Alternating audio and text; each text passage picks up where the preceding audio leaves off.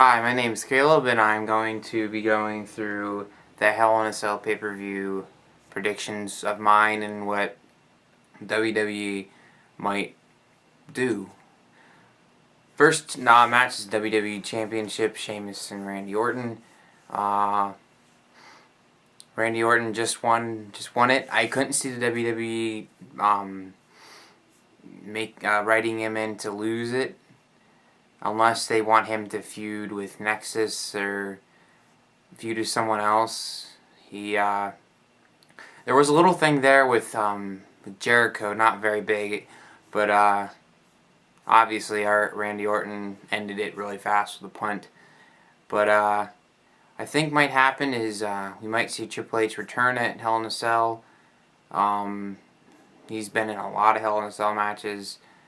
We can see him return then Monday night. Personally, I've been waiting for Triple H to return for ever since what Sheamus did to him. If the WWE, if that's what the WWE wants, but I pretty much can guarantee that if Sheamus loses, he might possibly, it would work out to their advantage to have Sheamus feud with Triple H. Maybe Triple H intervening in the Hell in a Cell match to cause Sheamus the match. Since Sheamus was helped to win it a couple times by Nexus, maybe he'll be helped to lose it by Triple H. I don't know. Let me know what you guys think about that. Next one that I'm in, the World Heavyweight Championship, Kane and his brother Orton. Not Orton, sorry. Taker, Undertaker. It just should be interesting. I don't know what they're doing exactly with the whole Paul Bearer thing. What I can tell you is there's something definitely wrong with Undertaker. They did write it in the storylines, but in the last 3 or 4 weeks, you could definitely tell he was sick, or there's definitely something wrong with him. He was coughing a lot in his promos. He just wasn't himself. He might be over that. That might be why they brought Paul Bearer in to give him his powers back, so to speak. But I think the Taker's gonna win this Sunday. Which would be, I mean, it is the Devil's Playground, and it would be right for the WWE to do that since they brought Paul Bearer back. He gave his Taker's powers back, and Devil's Playground and all this stuff. It would make sense, but believe me, when it comes to WWE, sense is not there sometimes. Next match that we have is the Cena and Wade Barrett match. Now, I think they went a little long on this Nexus thing. Not something that I've been really enjoying, but it's starting to go. What they're doing is Cena loses, he's joining Nexus. If Cena wins, Nexus is disbanded. I've heard 2 different things. I've heard Nexus is going to get supposed to be no more in October, which would make sense since Hell in a Cell is October 3rd.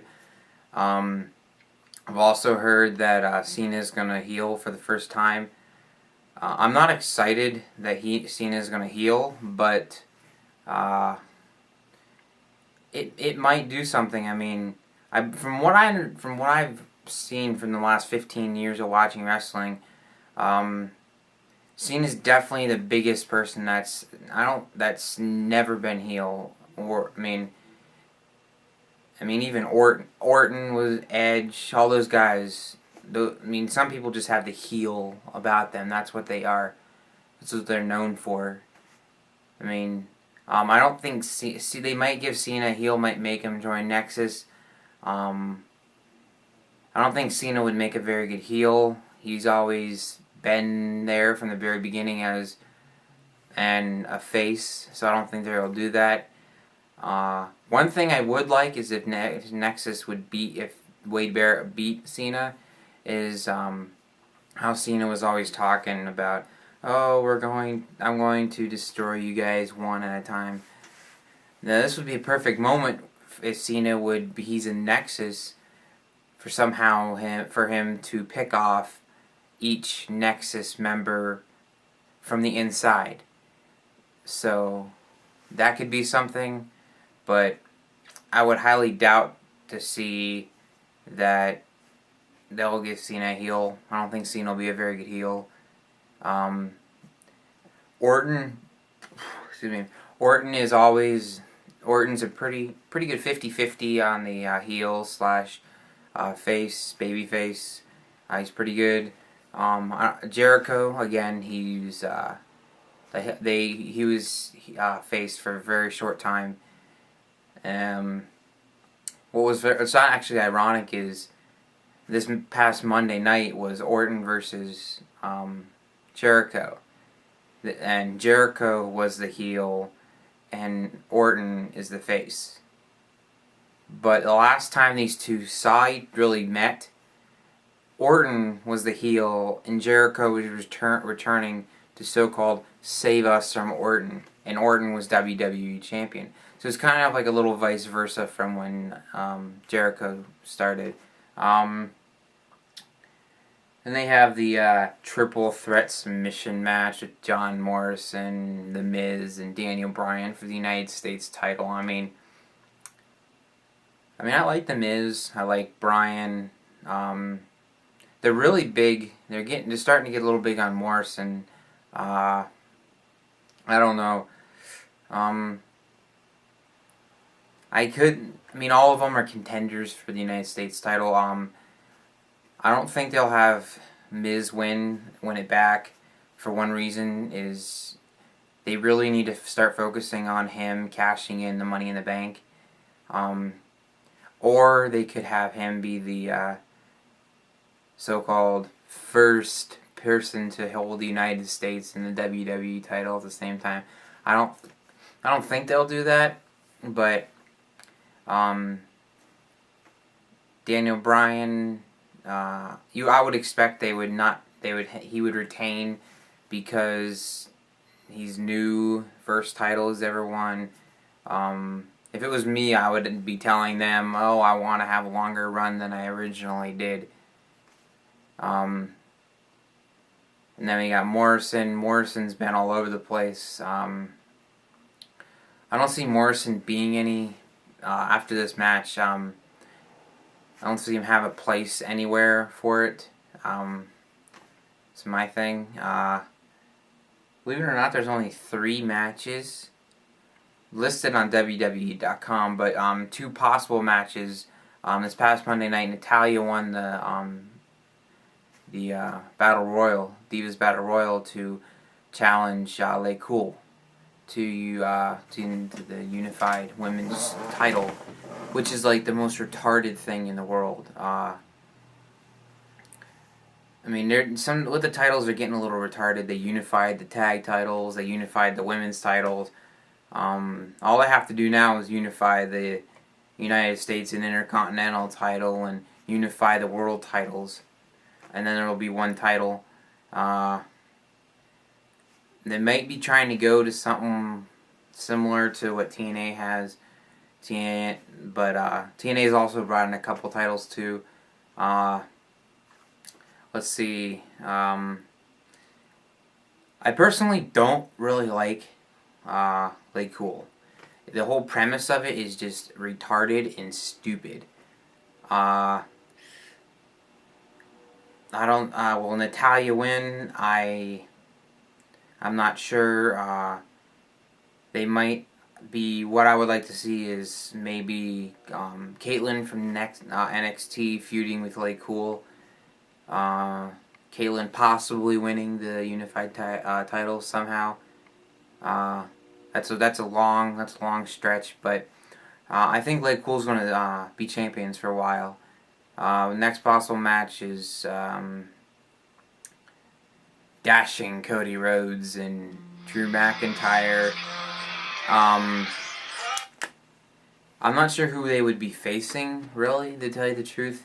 I mean, I would want the Hart Dynasty to get him again, but Hart Dynasty has already had their one or two chances. They've blown it. Like everyone else, please go to the back of the freaking line and get in line for the titles.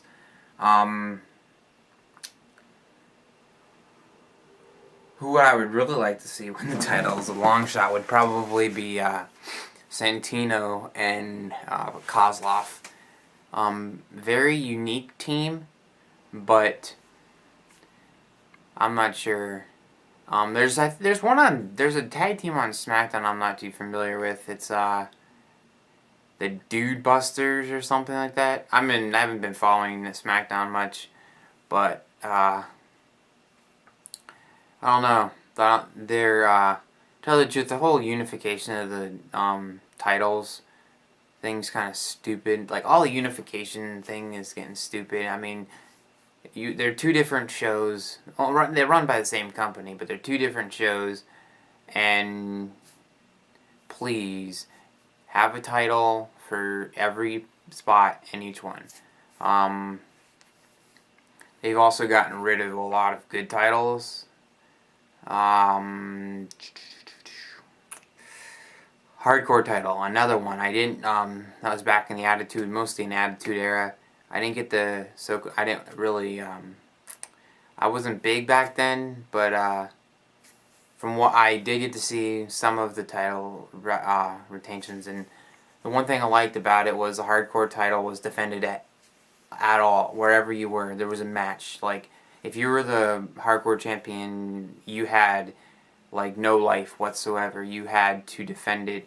There was no contenders, no nothing. Somebody issues a challenge, goes out there. You can get pinned in your own bed, in the dining room, in a movie theater, in the ring, anywhere.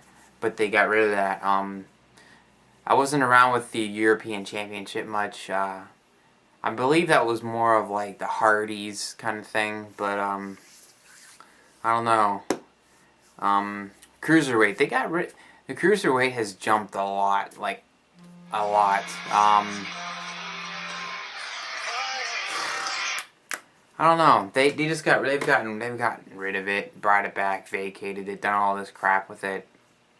I don't know. It's getting kind of stupid. SmackDown needs to do something to bring up the ratings. I think the only thing saving them right about now is this Taker and Kane match. If the WWE thinks for a second that the Del Rio segment and pushing thing is necessary and good to watch, you're 100% wrong. The Del Rio angle and everything is the most retarded thing I have ever seen in the world.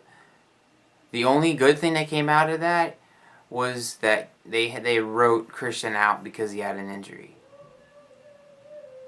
But I don't think it's necessary for him just to walk around and do whatever the crap they want to do. I mean, no one is stepping up. I mean, I absolutely hate the guy. There's no reason to give him a push. That's it I'll have for now. It's gonna take a long time to upload this. Okay, this is something that's been on my mind for a while. I think it'd be interesting if I should do this, but I gotta go and send in some possible names. Okay, thank you.